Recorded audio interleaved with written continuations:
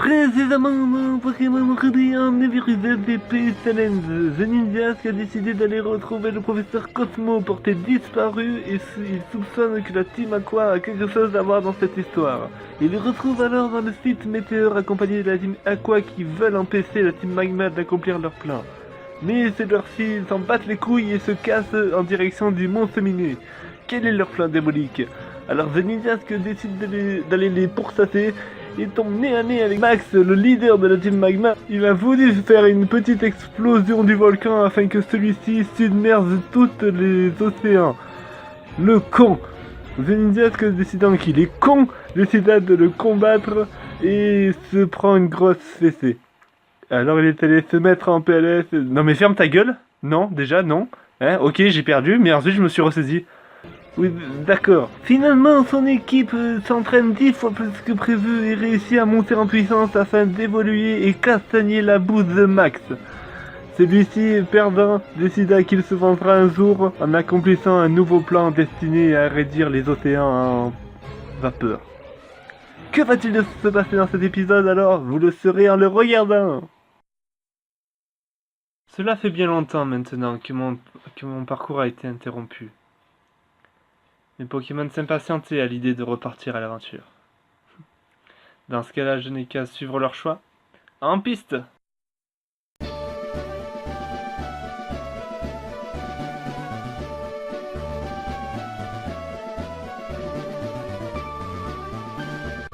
Me voilà arrivé à Mervilava, un petit village où les sources chaudes sont en abondance et où on peut se détendre tranquillement. Tiens, après tout, pourquoi pas se relaxer au sein d'un sauna?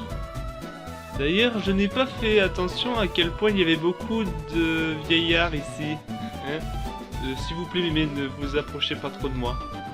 Ce serait sympa. D'ailleurs, une d'entre elles a voulu me donner un œuf. Un bébé Pokémon, je suppose. Mais malheureusement, je n'ai pas beaucoup de place dans l'équipe, alors... tant pis. Retournons à l'arène. Un petit passage avant pour récupérer Shredder, histoire qu'on puisse l'entraîner. Et c'est parti! Dans cette arène, beaucoup de vapeurs d'eau se présentent dans l'atmosphère. À mon avis, ce serait plutôt du type feu. Pour traverser cette arène, il va falloir plonger dans de nombreuses sources chaudes et se faire projeter par certaines, afin de trouver le champion. Et bien sûr, il faut terrasser les nombreux dresseurs qui s'y trouvent. Mais ceci ne pose pas problème à deux de nos coéquipiers, n'est-ce pas ?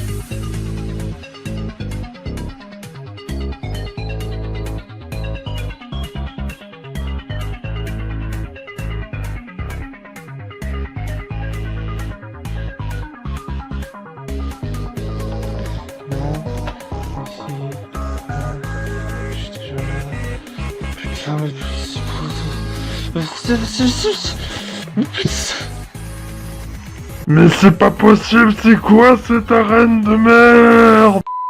Enfin, je trouve le bon chemin et je tombe face à Ariane, la jeune championne de type feu. Elle a pas trop l'air sûre d'elle, elle bégaye un peu, elle mélange ses paroles. Bah alors je pense que si elle doute d'elle, ça va être facile. Fight. Elle commence en envoyant ses Magma, mais ces derniers ne font pas long feu face à Relique. Elle envoie alors son Chartor, dernier de ses Pokémon. Pas de problème, 2 petits coups de pistolet à eau et c'est terminé. Mais Adriane n'est pas de cet avis, et son Chartor n'est pas si faible que ça. Je crois que je l'ai un peu sous-estimé. Elle utilise des capacités qui mettent à mal mes Pokémon, et je dois régulièrement les changer afin d'établir une nouvelle stratégie.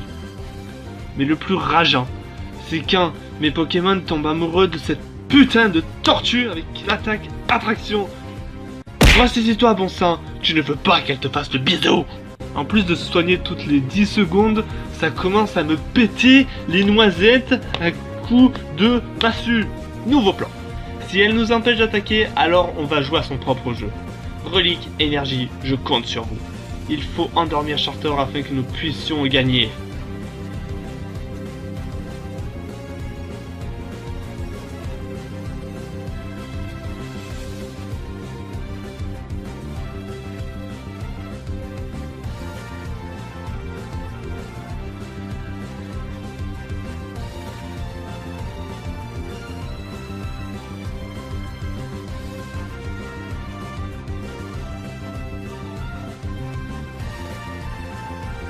La fatigue commence à se sentir, mais je crois en mes compagnons. Relique, tu peux le faire. Écoute ma voix, ne te laisse pas avoir par ces attaques. Donne-lui le coup de grâce. Yes! Bah putain, c'était chaud.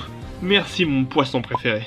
En sortant de l'arène, je tombe sur Flora, ma rivale, qui me remet les lunettes sable en guise de récompense pour ma victoire. Voilà qui se présente à nous une nouvelle zone à explorer. Et en plus, on pourra s'entraîner. Let's go!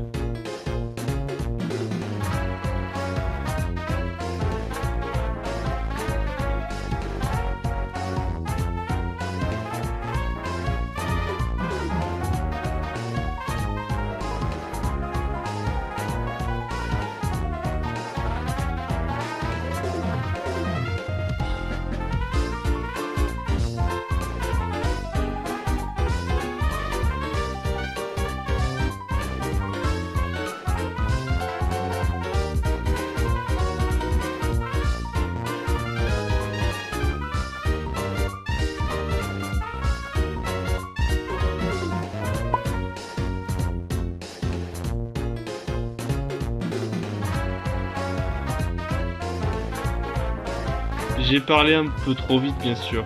La tempête de sable apporte de l'avantage à nos adversaires, mais au moins on peut acquérir plus d'expérience au combat. La preuve, en utilisant le terrain à son avantage, Shredder évolue, devenant ainsi un magnifique sablero, ayant l'apparence d'un super guerrier, ou Sangoku, au choix.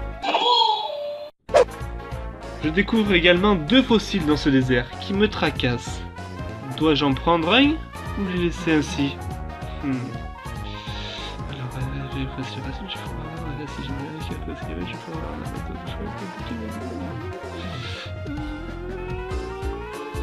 Oh puis merde, non, ça va. Il me tarde d'aller voir le prochain champion, qui n'est d'autre que mon père. Je me rappelle de la promesse qu'il m'a fait. À 4 badges, je pourrais l'affronter. Je brûle d'impatience à l'idée de le défier. Dommage que je dois tout refaire mon parcours en sens inverse.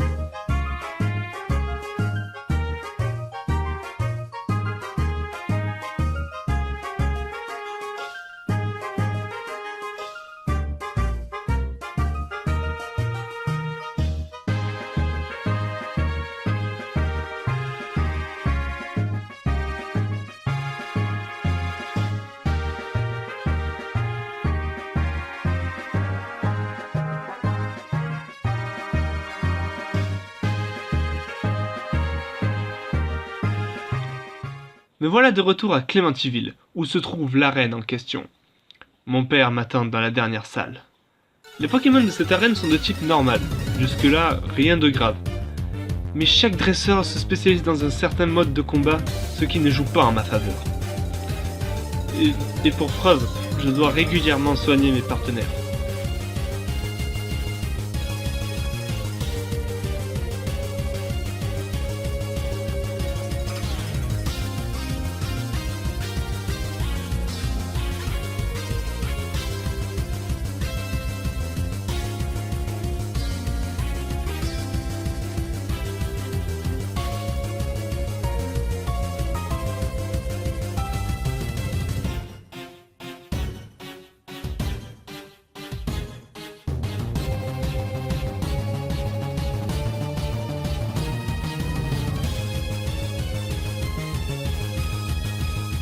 Enfin, j'arrive face à lui. Il est calme, serein. Pour lui, je ne suis qu'un adversaire parmi tant d'autres. Il m'explique qu'en tant que champion d'arène, il est de son devoir de gagner coûte que coûte. Fight! Il ne perd pas son temps et envoie directement un de ses plus puissants, un Monaflémine. Bon, papa, Je vais pas te juger, hein, mais tu as des goûts de merde. Mais je dois reconnaître qu'il est bien puissant. Une seule de ses attaques suffit à éliminer mes Pokémon. Mais on est plus coriace que ça, et on ne se laissera pas faire.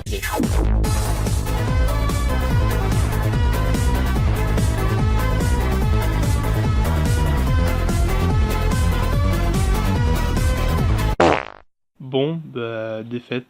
Bon, je m'y attendais un petit peu en même temps, c'est quand même mon père. Je suis ton père. Non, c'est bon, non. Chut. Si je n'arrive pas à le battre, comment pourrais-je imaginer gagner un autre combat face aux champions les plus puissants? Il est temps de passer au niveau. Supérieur.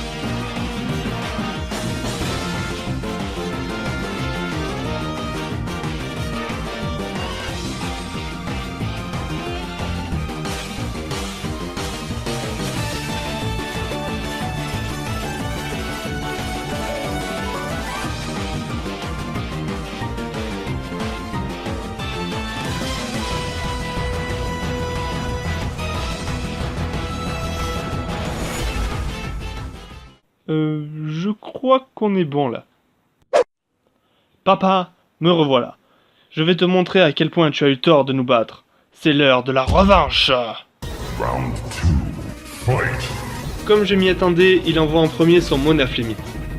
J'envoie alors Pépin, qui tente de l'affaiblir par surprise, mais reçoit malheureusement le contre-coup. Je dois alors profiter de son seul point faible, sa paresse. Relique, go! Essaye de le ralentir à l'aide de tes rochers.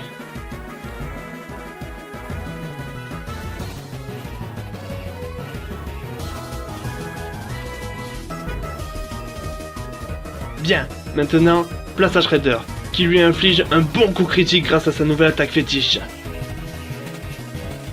Un en moins, parfait.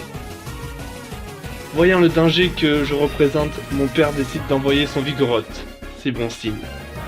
Ninjask, fais en sorte de l'affaiblir aux moindres attaques physiques.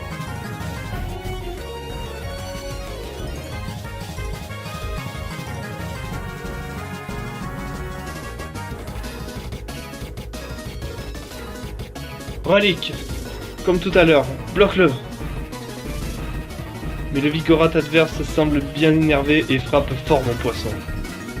Dommage pour lui qu'un Relique est énervé et ça fait bien mal.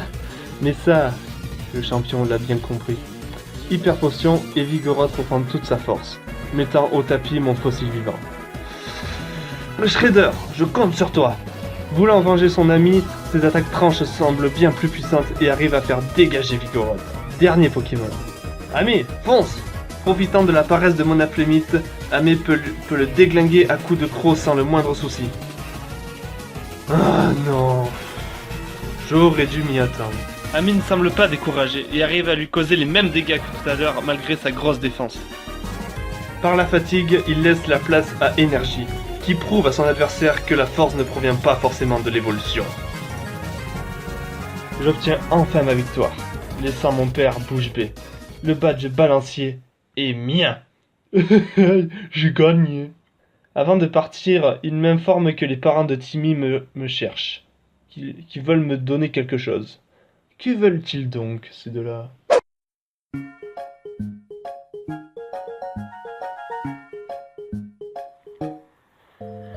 Une fois leur maison trouvée, je m'adresse à l'un d'entre eux.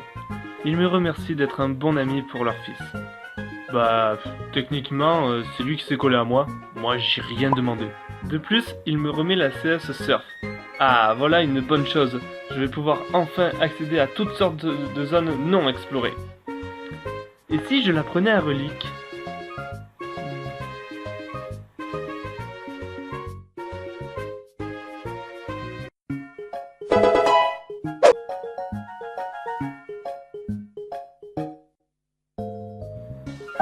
Oh putain! Relique a pris 5 kilos d'un coup? Bon, voyons un peu la suite.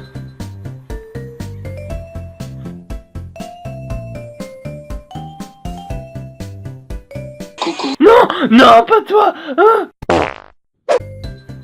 Bon. Je peux maintenant explorer le côté est de la région. Enfin. De nouveaux dresseurs, de nouvelles villes, de nouveaux compagnons, qui sait. Mais je pense que je vais rester un peu ici.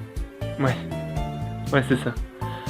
Afin d'entraîner un peu plus mes partenaires. Il n'est pas question que nous reperdons comme ça. Même si ils se sont très bien battus. Allez, Relique, surfe un peu.